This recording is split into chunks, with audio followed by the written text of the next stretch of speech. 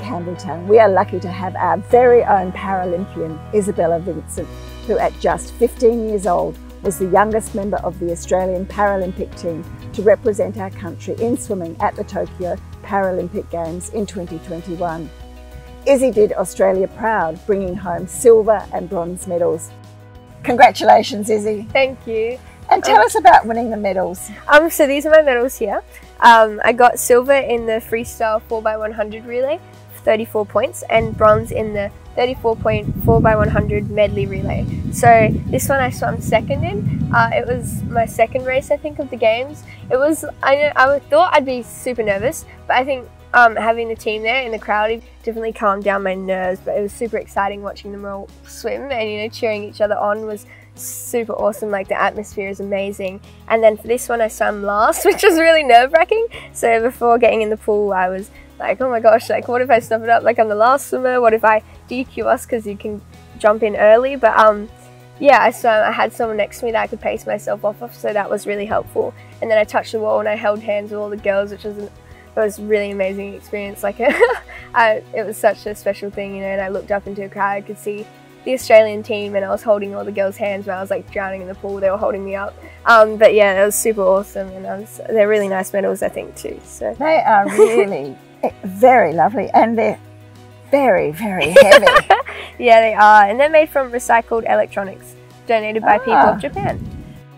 Can you tell us about your swimming journey, Izzy? So how did you get going? Yeah, so well, when I was younger, I did the learn to swim kind of swimming lessons, and then we realised I couldn't progress because I wasn't able to kick, and then I could never get that kicking box ticked, and we kind of just thought swimming wasn't the thing for me. So then I tried for many, many years to find a sport or a thing academically that suited me, made my life just a little bit better, but it took me ages to find parasport and to find swimming. So not until in like year 6 I had an operation on my right foot, and then I had hydrotherapy to recover, and one of the therapists told us that because I looked so good in the water and I felt so happy in the water, that I could join the Norwood Enable program. So that's a program for swimmers with impairments, hearing, intellectual, visual, physical, and I got with my coach Alana Fuller, who's amazing, and she taught me how to adapt my stroke and without kicking, so I don't kick when I swim. And then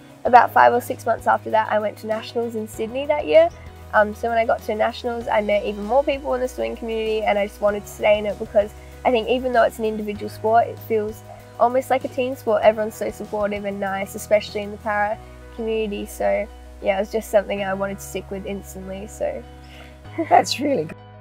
And could you tell us about what were some of the highlights of your Paralympic experience? I think just being in a team as a whole, in the swim team and the Paralympic mob for quite a while, you came quite close to them, and they're all amazing people, and they all want to support each other. And the Paralympic movement, the fact I got to be a part of that, it baffles me. Like, it makes me so happy, and all those people just make me happy as well. So they're people you want to be around. They're amazing athletes and amazing people, and I'm so lucky that I'm grateful that I got to be with them in my Tokyo time, and racing and just chilling out with them, like I look up to those people, and I got to just sit and have dinner with them. It was so crazy.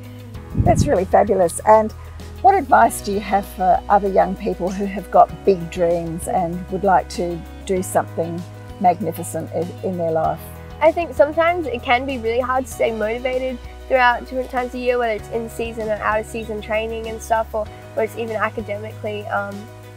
But you've got to remember why you started doing it, why you're in what you're doing, because you love it, you're doing stuff and you're succeeding in it because you're passionate for it. And I think if you haven't found your thing yet, you've really got to persist in finding it, because it makes life just that little bit better, and it makes such a difference, and you can meet some amazing people from it.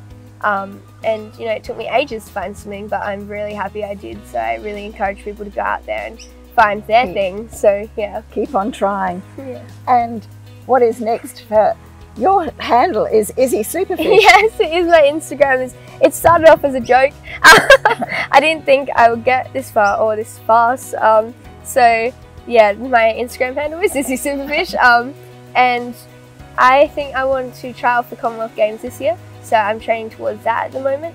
and then Paris 24, definitely. So the Paralympics in Paris. That was my original goal. I didn't expect to go to Tokyo, so I definitely want to keep trying for Paris. I'm really excited to see my friends at trials this year as well, because I love catching up with the swimming group, so that's really exciting. And then maybe some games after that as well. And school, I think finishing school and having new subjects next year that I get to pick. So I'm really excited for that, stuff that I'm really interested in. Now your dad's just over here. I wonder if he might like to come and just tell us a little bit from the parents, from your dad's experience. So what's it like to be the parent of Izzy Superfish? Well, certainly keeps us busy. Keeps us busy driving Izzy around to training, 6 morning sessions and then a couple in the afternoon, and some gym sessions as well. And obviously Izzy's born with a disability, so there's a lot of medical appointments that go with that as well. So it certainly keeps us busy, but obviously just sharing the experience of this year with all our family and friends that have been part of Izzy's life since she was born has been incredibly exciting, and so many people have just been really emotional about seeing where she's come from and what she's been able to achieve this year. So I think it's just overwhelmingly exciting, and we're looking forward to seeing what she can do next. Well, thank you very much for joining us here today, Izzy, and I hope that everyone has enjoyed watching and hearing your story today.